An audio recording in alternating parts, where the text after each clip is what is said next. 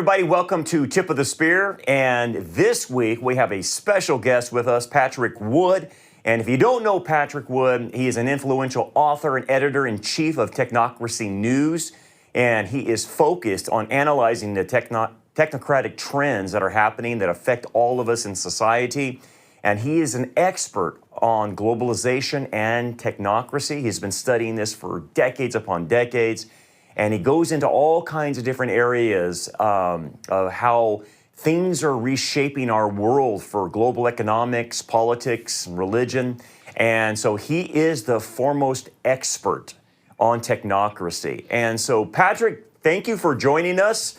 I know you're a busy man, but we appreciate you coming on our show, brother. I live for this stuff. I really do. At this point in my history, this is where it's at, and I believe that the Lord has appointed me this time to do what I'm doing. I would agree. Patrick, what did you tell me last time? You had like 40 years of studying this and being involved in this area or something like that? Yes, exactly. Yes. Yeah. So you got a ton of information. That's exactly. I started out in 1977 when I teamed up with the late Anthony Sutton to write about technocracy, or excuse me, about Trilateral Commission at that time. Wow. That was my introduction to globalization. Wow. Well, for such a time as this, here you are, man, and you are the foremost expert. I quote you a lot. I name drop with you all the time when we're talking about technocracy. But help our people, just real briefly, Patrick, if they're unfamiliar with the word technocracy, what does that mean? Just in a short, brief kind of definition. You need to understand it as a historical term. Technocracy was invented, if you will, at Columbia University in 1932. And that, nothing, well, you know, whatever came out at Columbia except you.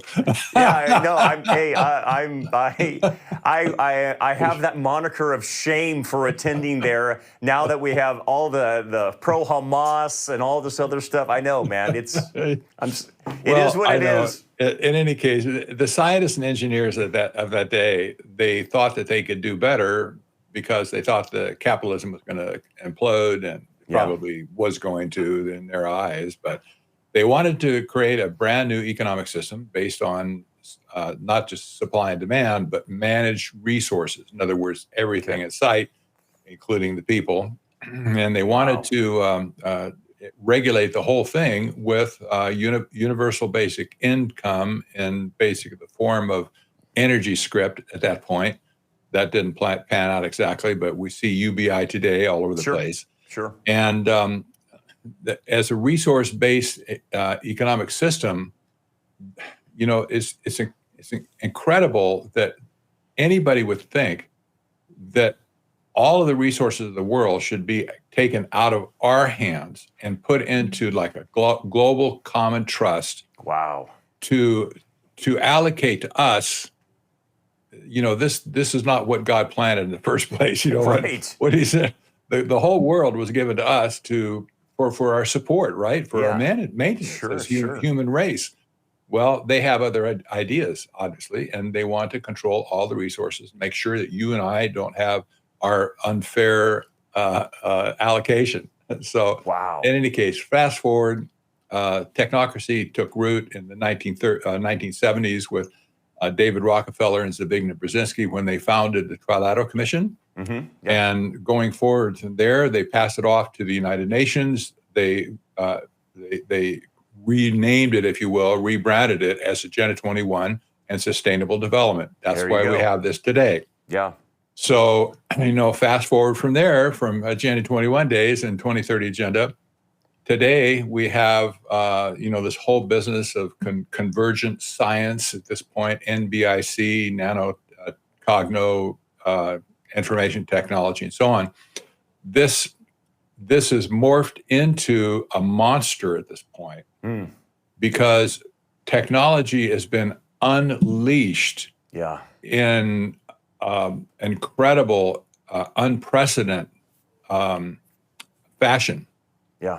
And today we see AI is just basically, he wants to eat the whole world right now. It's appearance, you know.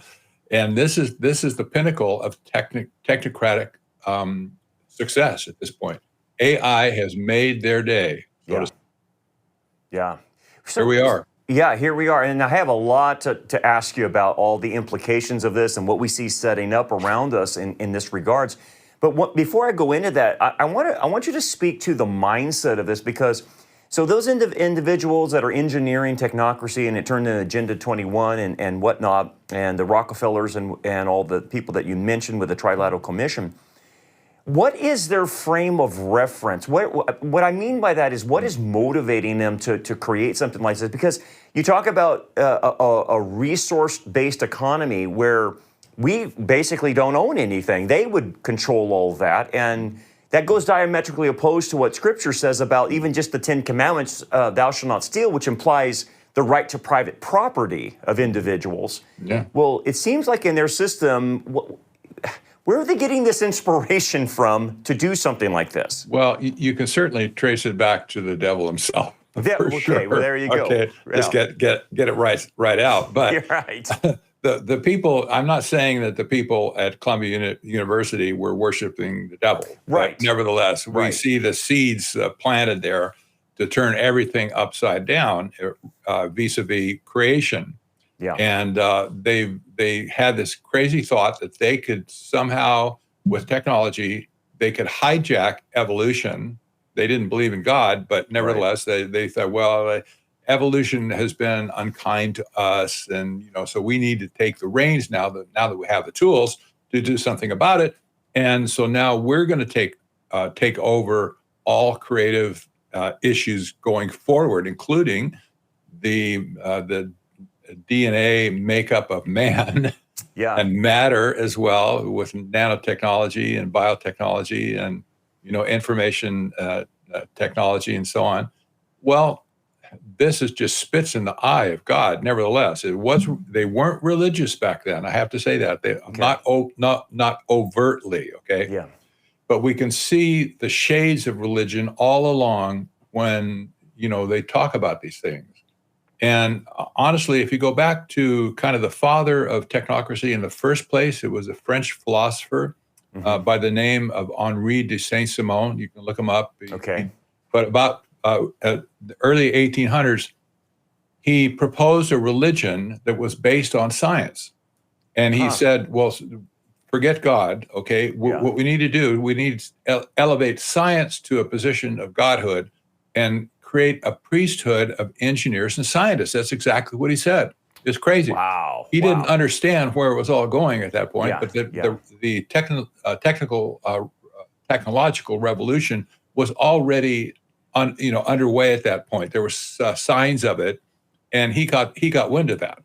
So he seeded a lot of the stuff that we see today. For instance, his main disciple of that, you'll probably appreciate this, his main disciple was Auguste Comte, the father of social sciences. Wow.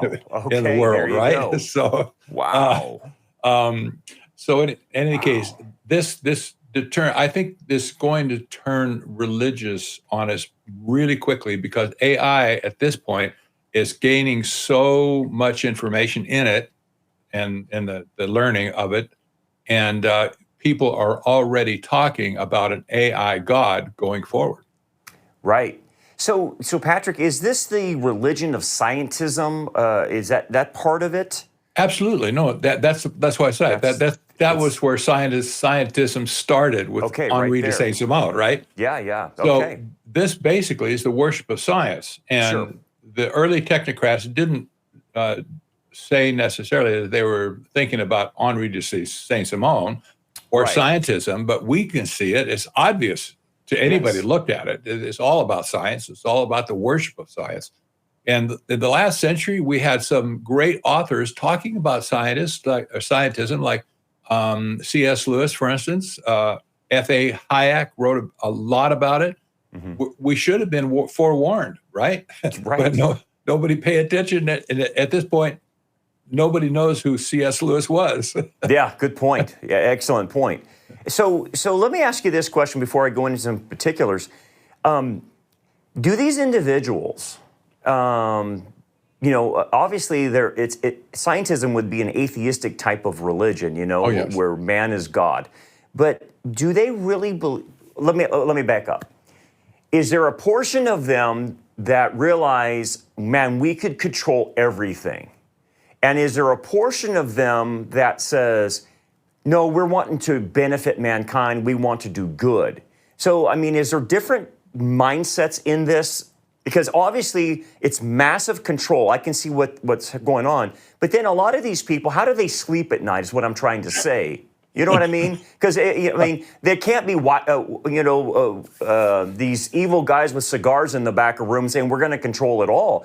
Because it looks like they always come out and say, well, this is going to benefit humans. We're going to have people be able to walk again with CRISPR, and we're going to be able to eliminate cancers.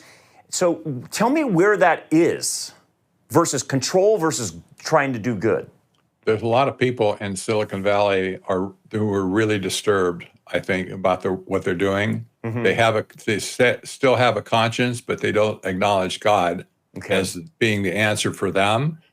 I'll give you a side story. You might appreciate it. You know what Esalen is, the institute just south of, and Big Sur, actually. Yeah.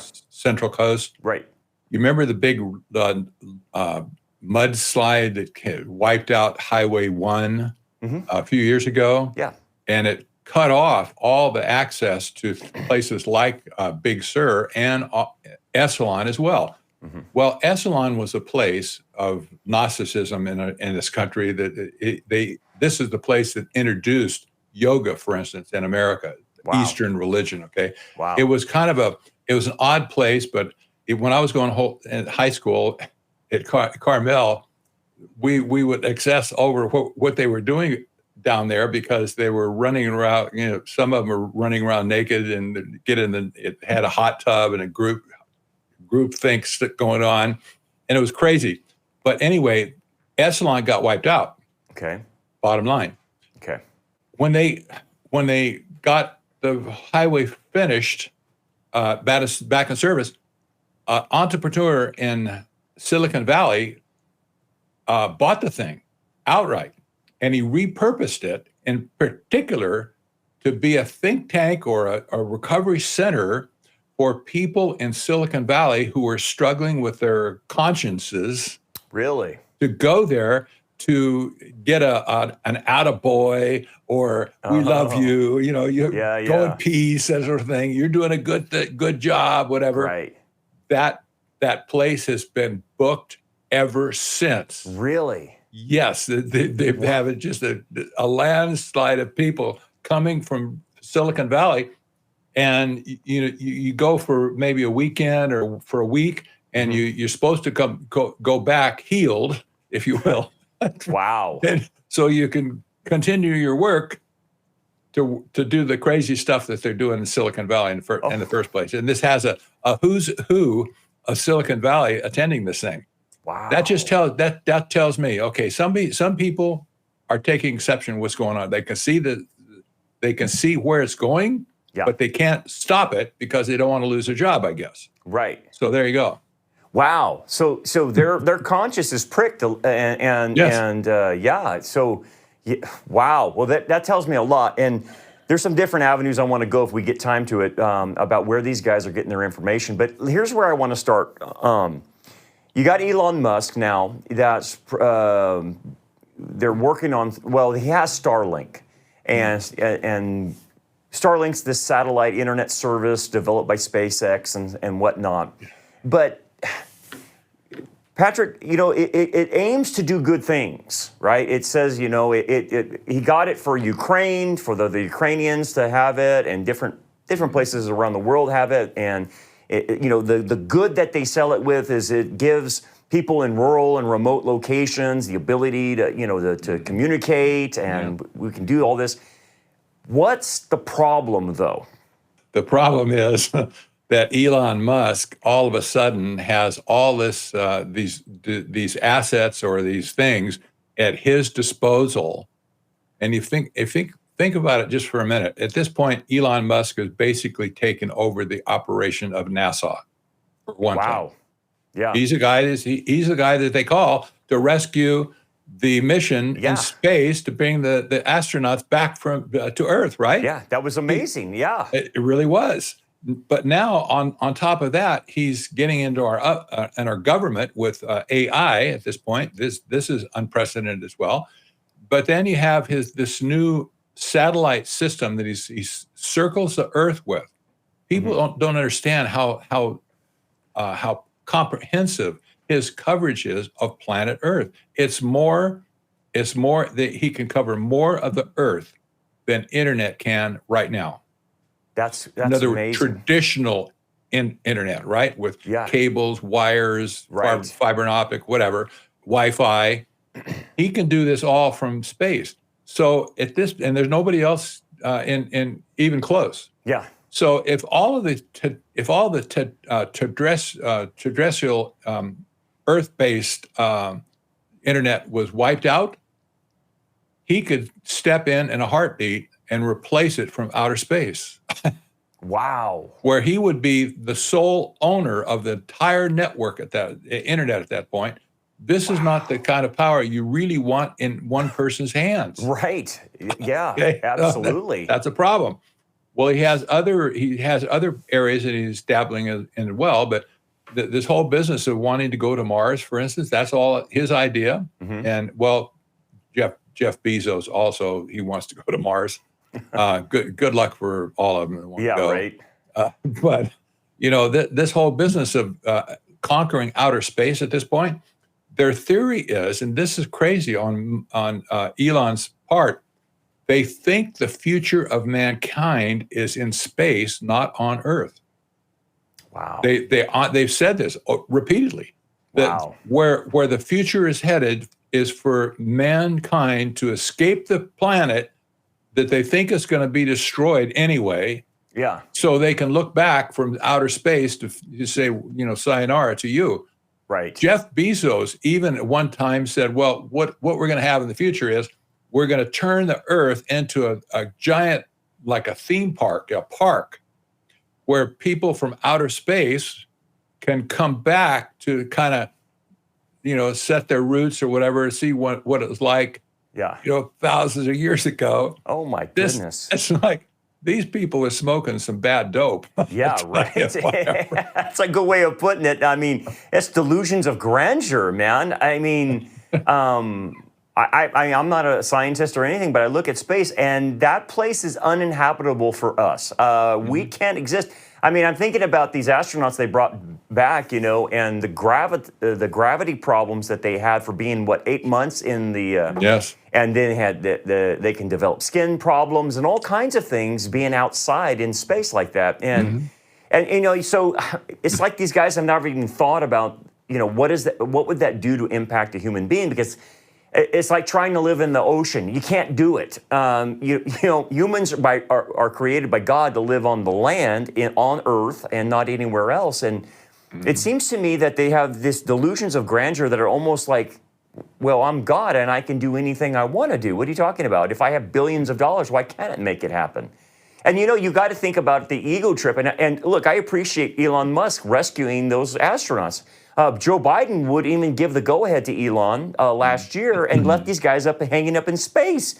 But so there's some good things, and I'll acknowledge that. But it seems to me that you have all this money and have this ability, you start taking on a God complex that, well, we can do anything.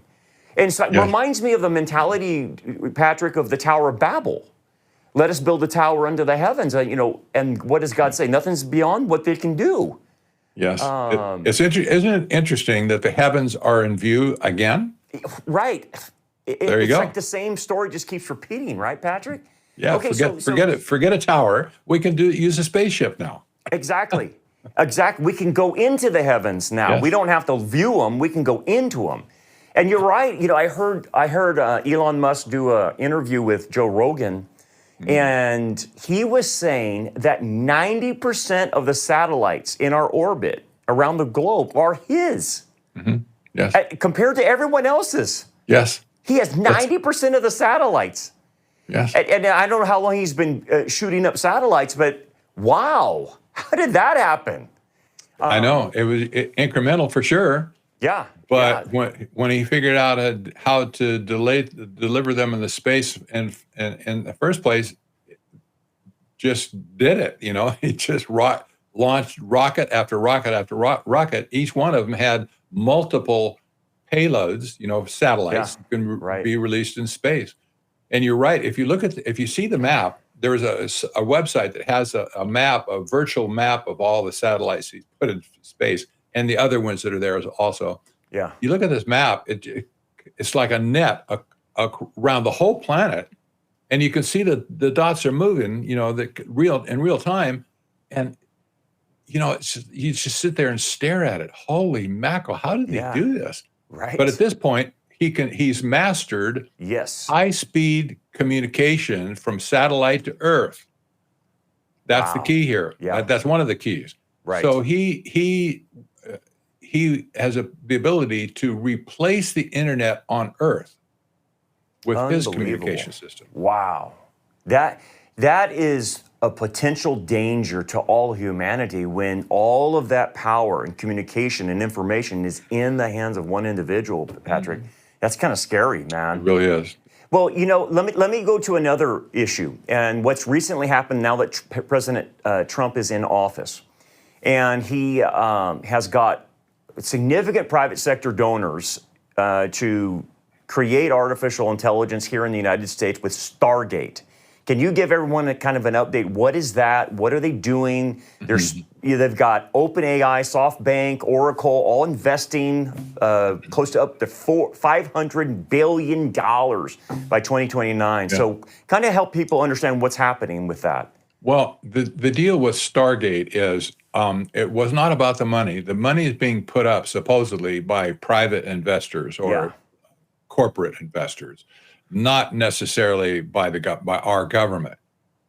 The deal with Stargate was that Trump pledged to wipe away any regulation necessary to make it happen. Okay. Government regulations, which there are many in place, by the way. You have regulations on nuclear power plants, for instance. You have regulations on the use of the power grid, those types of things.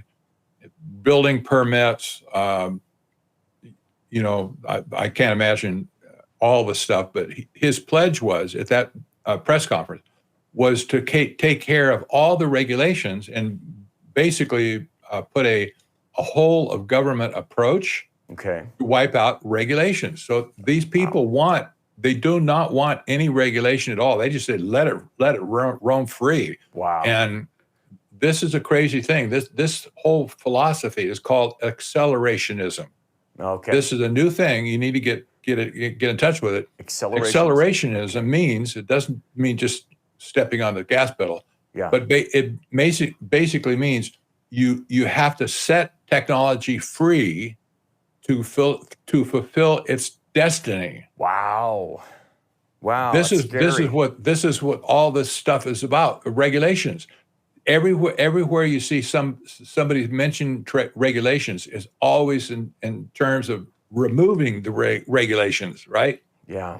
Now, I don't like regulations for a number of reasons, if they're bad ones especially, but this wholesale dismantling of the protection services, at least we have with our government, they're supposed to be there to protect the people.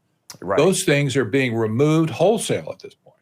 So AI now is actually, it's almost free from any sense of regulation of the government.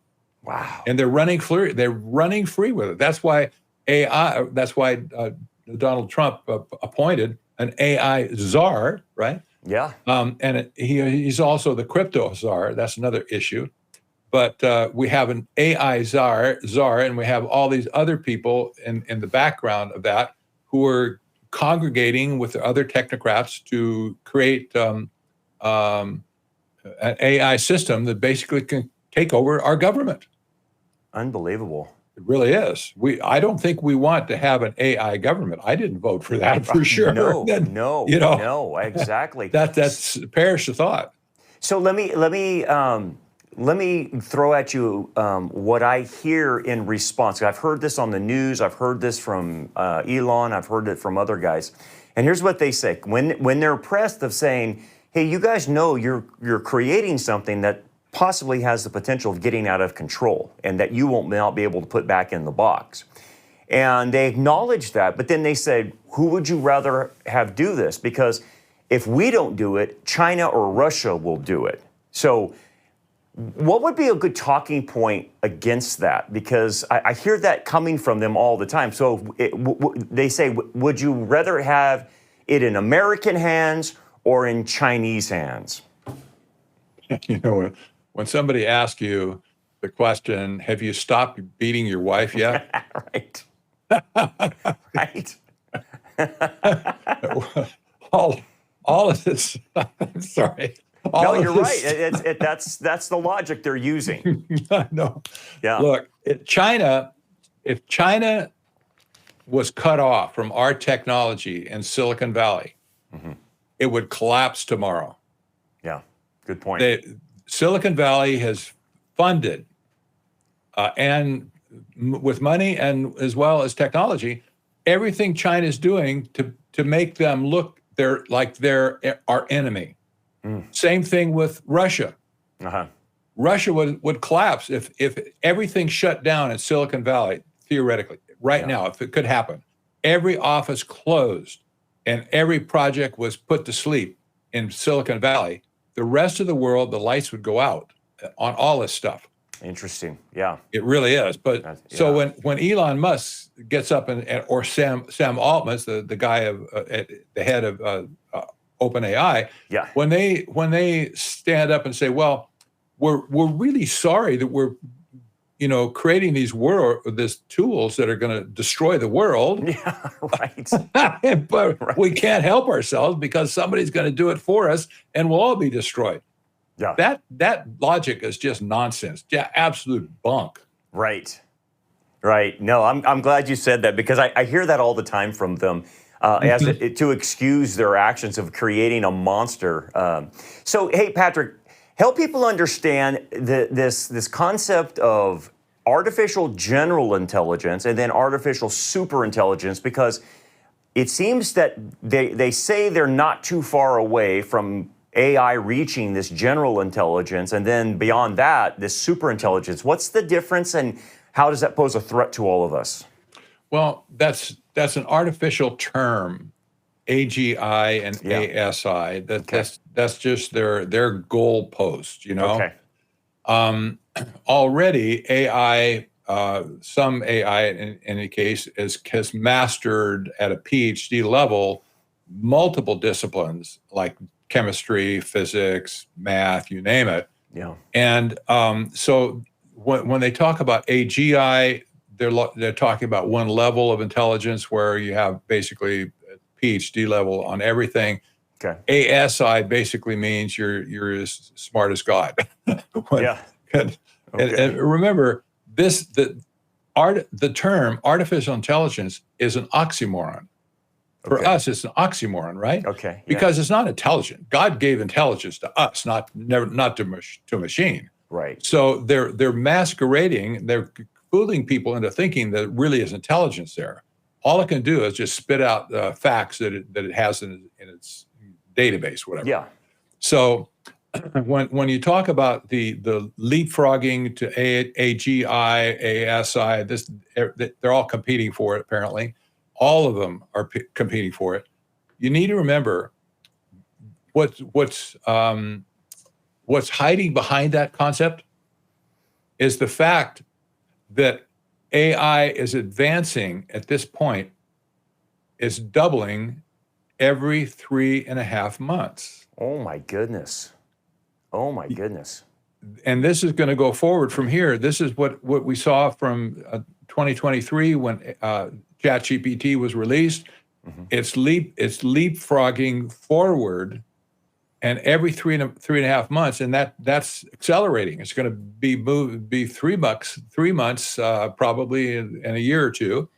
That means, honestly, by the time Trump's administration is over, there's so much doubling in there that AI will be at least 16,000 more times more powerful than it is today. Wow. What does that tell you? And it could probably be more like 32,000 or 64,000, but you get my point. Yeah. The architects of the largest AI systems today, they're saying by the end of 26 that there will be no AI programmers left, that AI will write its own software. Whoa. Now, let's think about this. Whoa. I know. Whoa. So that's getting scary. It'll discover new things, new techniques, ways to express software, and it will train itself on its own creation. So, wow. When you talk about AGI ASI, don't get hung up on that. But what's happening right up before our eyes is this doubling process is going to eat the world eventually. Okay. Yeah. It's exponential, it seems like. It is. That's exactly right. And it's accelerating. So they talk about AI reaching a singularity where it's self-sustaining, uncontrollable. Is that where all this is going? That would seem to be the concept that would apply. Somewhere along the way, AI is going to take over its own development. And these people, they're saying that if AI can do its own programming, that means all the programmers in the world are going to be out of business. You don't need coders. Right. This was expressed by the head of Microsoft just recently. Said we're not going to have any coders or programmers, the high-level computer science guys, the master's degrees and the PhD in computer science. We won't need those people because AI can do all these functions themselves. Wow. Wow. Man, that has huge implications. That's scary. That's what they made movies about this kind of stuff, yes, Patrick. They do. Yeah. Unbelievable. Okay, so here's what I want to pivot to, because you show a link between technocracy and AI and all this digital infrastructure they're making, but you link it to transhumanism. And why do they care about that? Is it because they believe they're the new gods and they'll give it everlasting life through technology? Why is there a link there? Well, there's two links for sure. One is based on science itself, the so-called convergent science, NBIC. That supports both technocracy and transhumanism. So you find many transhumans are technocrats and vice versa. Really? People like Elon Musk, for instance, he's a total transhumanist. So is Peter Thiel and the whole bunch of them. Yeah. Mark and Greason, they're all transhumanists based on the same science. However, the overarching concept that Klaus Schwab brought to the table at the World Economic Forum, they're creating the Great Reset was the expression of a new society, a new infrastructure for society, right? Where you'll own nothing and be happy, they said. And so they're creating this reset economic system that will basically be technocracy. But in their mind, they blame us for the ones that are screwing this world up today, because whatever we've done is bad in their eyes. So why would they want to put old people like us into their new world? You see, that made new wine and new wineskins, right? Yeah. And so that's why you talk to people like Harari. Yeah. He says, well, technology is going to go under your skin and you're going to be modified. You're going to be hacked to death with the technology, and your DNA is going to change. We're going to make you more docile and less warlike, whatever. It doesn't matter. But they envision creating humanity 2.0 to populate society 2.0. Wow. Wow. And so they want to basically social engineer the human race to, I would imagine, they want them to think like they do. That's for sure, I would imagine. Yeah. Because old guys like myself and you, they can't get us to change our thoughts. and our views, right? So it's kind of focused in on this younger generation. Then it would seem. Yes, it is. And don't forget, by the way, I didn't mention this in the first when we were talking about historic technocracy, but the first part of the definition of technocracy that was formalized in their magazine, The Technocrat, in 1937, it led with this.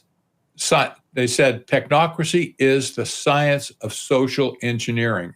Did they say that? Okay, absolutely, well, there it is. absolutely. That tells you everything you need to know about what's going on today. The science of social engineering has been in their mind forever, and part of the problem is, even then, in that day, they could build factories, they can build anything with the science and engineering. They were very clever, but when it comes to the people who have to operate their factories. They had a problem. They say they don't do what we want them to do. You know, they show up, they get in fights and whatever, and they get sick. And so we have to turn our focus on the science of social engineering first to make sure that we have obedient servants to serve in our factories and whatever society. Wow. Wow, that's crazy. So they're looking at the human race as just another cog in the wheel, so to speak. Not made in God's image, but just a useful tool if they can. And if they're not useful, let's get rid of them. That reminds me of Babylon. Really, the metaphor of the bricks upon bricks that's how they really look at humans. It's just another brick, and if that brick breaks, we'll just replace it with another brick. Kind of a uniformitarian mindset of everybody. So Patrick, I've seen how even Yuval Harari, this guy's, you mentioned him, but he has even said that the way you and I think is misinformation, disinformation, and that has to be corrected with how you and I think. And so it seems to be that this new whole thing with Neuralink, the brain computer that interfaces with, Neuralink, is basically getting humans to merge with AI. Is that what the intent is, so they can control thinking? It is. That's part of it. That's an embryonic expression of it for sure. And let me just mention, I organized a symposium, an international symposium last fall, under this concept of omni-war, basically technocracy's war against the world. And this March, or the end of March, end of April, I think it's April 26th is Saturday, we're going to do another symposium with the same people from England, from Japan, and from Australia. I'm representing the United States. We're going to do another symposium on the brain in particular. Because the brain has been a focus, an intense focus to these people. They want to control the brain and the thinking process, not just to make you say a certain thing, but they want to change the way you think. So you'll come up to the same conclusions that they come up with, given the stimulus. Wow. That's the ultimate control right there. It is. It really is. That's why we're going to focus on this. We're going to do a deep dive. It'll probably take us 6 or 8 hours of the symposium to get through all of our material, but it's going to be a blockbuster. Somebody's got to do this. Somebody's got to put a spotlight on this, what's going on. So how can people tune into that? Just real quick. It's going to be we'll broadcast it all over the place. There'll be links for it, be an RSVP page to sign up, but it's going to be on the internet in multiple places. We streamed this intentionally in every continent on the planet so that we could have it recorded in every continent, right? Yeah. So we're encouraging people to do that. Download it, wherever you view it. Download it if you can, rip it, doesn't matter, we don't care. But keep it for future generations. Yeah. So Patrick, I've ran out of time, and unfortunately, I got to bring you back on because I got so much more to talk about. But as far as Bible prophecy, and you're in that world as well, and that makes the perfect combination for you as a Bible commentator, because you can tell us where this is going. Where does all of this head to? I mean, are we seeing the days of Noah where, you have the transhuman hybrid type of situation with CRISPR and this radical new technology? What are we seeing here? Well, certainly in the short term, we're going to see the effect of scientific dictatorship. There's no doubt about that. Okay. What comes next as far as the days of Noah? I personally place that into somewhere in the tribulation period, where that will be fully realized. Okay. But at this point, we can clearly see, this is what we deal with today. We can clearly see this idea of scientific dictatorship all over the place. Right. It's in everybody's mouth at this point. Not the people, but the people that are trying to do it to us, right? Yes. We can see this also morphing into the beast systems, so-called, Revelation 13. Sure. We can see an image of the beast that would be just like the smooth talking avatar on the screen that you can't tell it's not you. Right. And you can see the intelligent comments coming out of his mouth, you don't worship me, you're dead. Right. It has the ability to kill you, what John says. That's exactly right. So, wow. We can see, but fortunately for us, this is ahead for us, for the church. Yeah. Well, we're not going to be there normally, not at all. But, we can see this. We're not making the prediction necessarily, but we can see how it could be used for that. Sure. In the meantime, until the rapture of the church, we have such an awesome possibility to be ambassadors for Christ. Yeah. To interject ourselves into discussion in the world. What's going on? Number one. Yeah. Why are we here? Number two. Where are we headed? Number three. And what's the outcome if you don't do anything about it? Exactly. We're supposed to be ambassadors. We represent the kingdom of God. Yeah. The kingdom of the world is our target.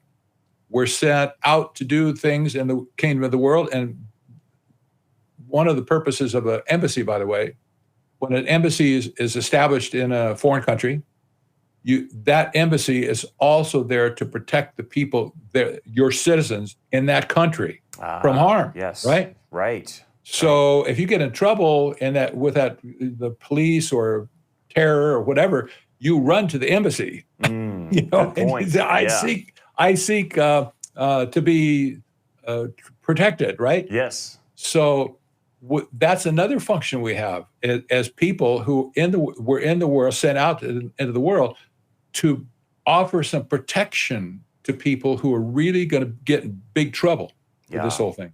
Yeah, that's a good admonition, and that's perfect. Patrick, how can people find you?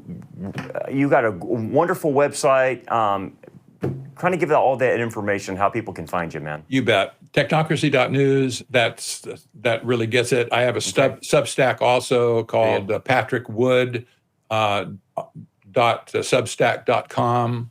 And, I have a simple presence there, but I have lots of interviews and lots of videos all over the internet. Type my name up, you get four or five things right off. Yeah. Don't do it on Google, though. Google has buried Technocracy.News to have they really? Least, you can't find Technocracy.News until you get like page 8. Wow. And the they're search burying results. You. Oh, totally. Wow. They hate me for sure. Well, hey, I've got the goods on these people. Honestly, certifiably, I have the goods on these people. That's right. They can't stand up. They cannot stand up against the evidence. That's right. So that encourages me to open my mouth even more. Amen. Amen. Well, you're not only known by your friends, but you're known by your enemies. So having Google as your enemy, that's a good sign you're doing the right thing, Patrick. Yes, it is.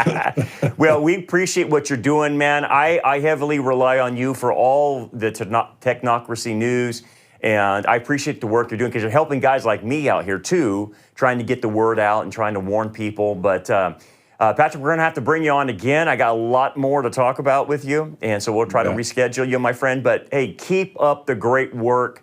And, folks, listen to that symposium coming. And what's the date, Patrick, on that symposium? It's going to be, I want to say April 26th. That's a Saturday. Okay, so, guys, be looking for that. Patrick, thanks so much for your time. God bless you, man. We'll have you on another time, okay? My pleasure. All right. And folks, again, look for this each week. We bring in some of the top speakers in the world, the best experts we possibly can that can talk on these issues, and Patrick Wood is one of them. Make sure you follow him. Make sure you're tuned in to what he is saying. He is on the cutting edge. And so anyway, God bless you guys, and we'll see you next time on Tip of the Spear.